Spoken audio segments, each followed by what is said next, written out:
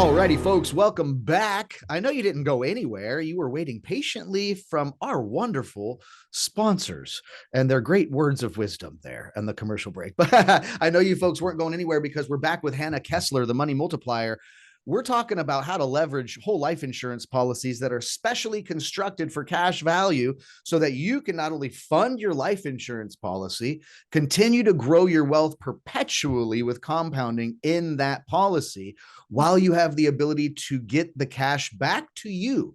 Okay, you get to access most of the cash that you've put into that policy so that you can use it to pay off debts, buy a new car, or do an investment, like maybe, in my opinion, buy a mortgage note. But we were just continuing with that. And I didn't want to, I wanted to let you keep going on that, Hannah, because we were explaining the difference, right? A specially formed policy. This isn't your old granddad's life insurance policy, folks. It is different. It needs to be designed specifically for this purpose. But the wealthiest families in the entire world have been doing this for a long, long time. They just didn't teach us in junior high. That's it. That's it. And here's something else too, because when most folks are coming to you and talking about life insurance, they're always talking to you about death benefit, right? Hey, how much death benefit do you want? And I'm going to go out there and find you the cheapest premium for that death benefit. I don't care about death benefit. I'm going to use the policy for the financing and the cash, and then death benefit's going to be there whether I like it or not. It's just my cherry on top of the cake. So that's kind of the difference, right? And that's where the paradigm shift starts to happen. So let me share a little quote with your listeners here too. There's a guy by the name of Will Rogers. And Will Rogers says the problem in America isn't so much what people don't know, it's what they think they know that just ain't so.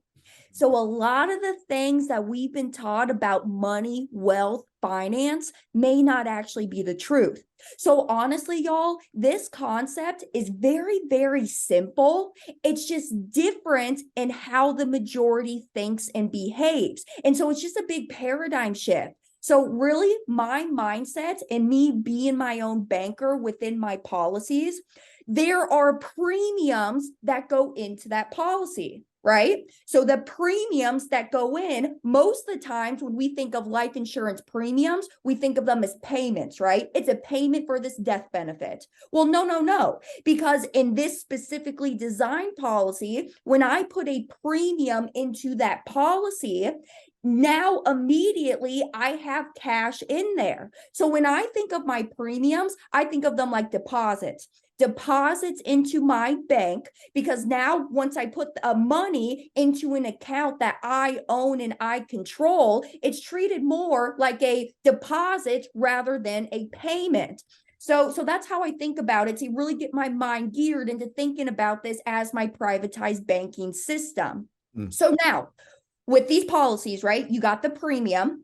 Premium is a dollar amount, whatever that you choose. You get to determine what that premium amount is that you want to put into that policy. And folks can choose if they want to do it monthly, quarterly, twice a year, or pay it up for the full year, do an annual premium, right?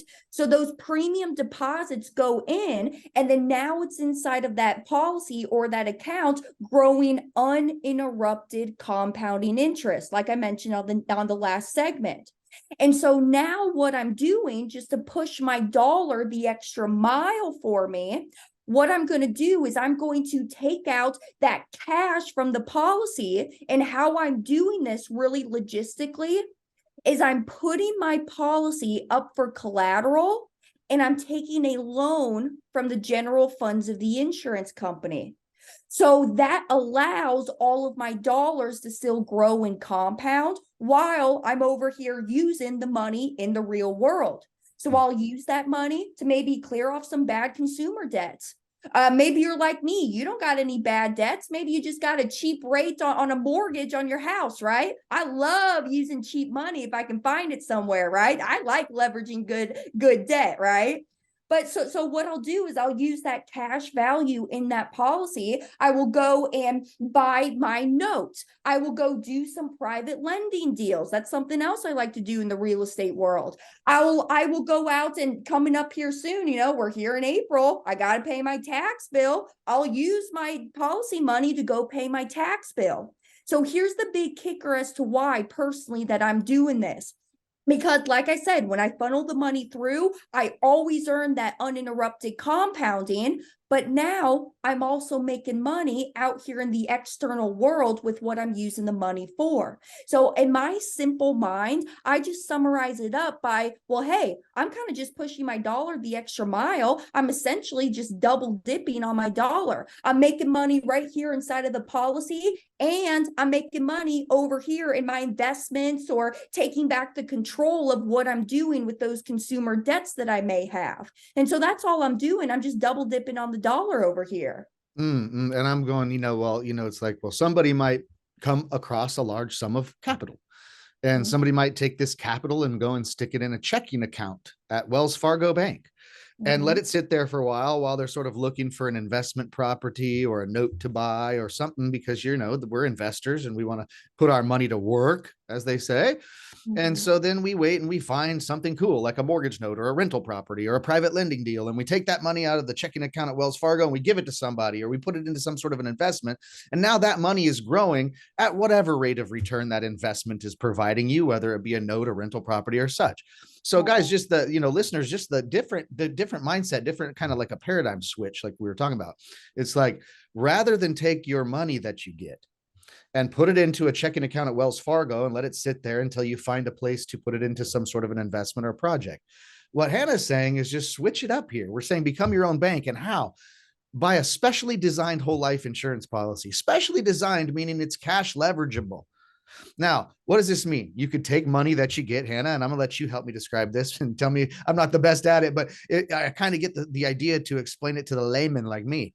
And it's like, well, when you get some money, instead of putting it into the checking account at Wells Fargo and letting it sit there until you invest it somewhere, take that money and put it into your whole life insurance policy.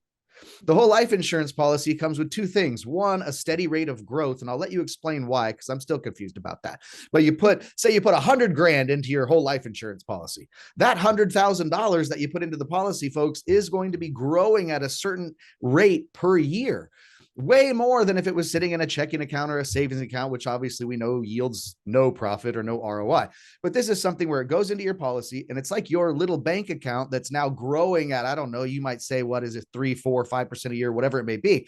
But can you imagine your money? Can you imagine money sitting in a savings account at Wells Fargo and they're paying you 4 or 5% interest on keeping that money in the savings account? That's the theory. And your money is sitting in your life insurance policy account, and account that is generating returns for you as it sits there. Now, out of that $100,000, I can borrow, say, 80 grand of it into tangible capital again for me, and go and take that 80 grand and put it into a note or a rental property or an investment. Now, the $100,000 balance is still existing in my policy, growing at a certain rate of return on a yearly basis, and that doesn't change. But I can actually borrow 80 grand of that out of there. Doesn't affect the policy, the 100 grand that's in there growing. And now I have 80 grand to go put it into a note deal or some private lending deal. And now that's why Hannah was saying, look, you're double dipping and you're utilizing your own bank. Did I ever have to use Wells Fargo in this scenario? No, folks. So please help me elaborate. Did I explain any of that at all? Oh, I love it. I love it. And I like hearing you reciprocate it back to me, because I know that Patrick, you and your fiance and your kid, y'all got policies. Y'all are actively doing this stuff too. So I always sometimes like to hear you reciprocate the concept back, because then I'm like, all right, he's getting it now. No. So that was very good. Here's something else that I'll add too.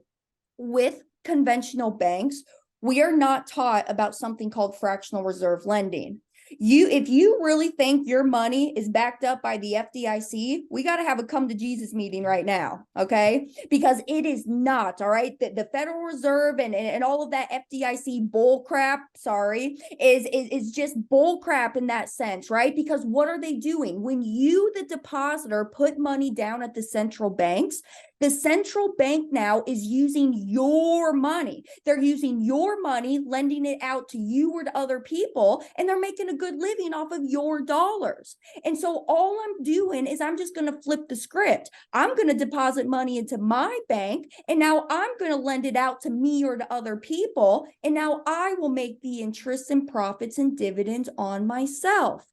And just quickly, because I'm thinking about it too, I'll go back to like the policies themselves, right? Inside of that contract, because here's the thing, y'all, A whole life policy is a contract. It is a contract between you and that insurance company.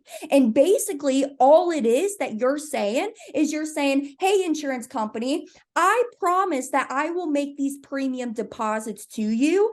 And in return, at the time of my passing, you promise to pay me out this death benefit. Because it's not an if we die, it's a when we die. I like to use the word graduate, but y'all can use whatever word you want to use. But it's when we pass, die, or graduate, I promise I will pay this death benefit out to you. And so inside of that policy contract, that contractual agreement, we get a guaranteed interest rate, guaranteed. And that guaranteed is 3.25, not including dividends. All right. I always like to under promise and over deliver. I can't sit here and promise you a dividend because dividends are not guaranteed. But these mutual companies that have been around since the late 1800s, early 1900s have been paying dividends for over 122 plus consecutive years. Here's something else for my nerds out here. This is what I'm really passionate about that I like teaching. It's something called Austrian economics. I love keeping my money down at the insurance companies rather than the banks because they believe in sound money, limited government intervention, and me having the freedom and liberty to do whatever I please with that money. Because if I have cash value inside of my policy, I can use that cash. I can take out money. The insurance company can never deny me a loan because written inside of my policy contract, me being the owner, I have first rights to any equity, aka cash value inside of that policy that I can use. And so simply, if I'm not using that policy or that cash value for something, then I will just send it back to my policies just to safely warehouse it somewhere. And guys, I mean, it's like we're not going to be able to cover all this in this show, and we're going to have to take another commercial break, but we're talking about becoming your own bank. Can you imagine that? We'll be right back, folks. Don't go anywhere.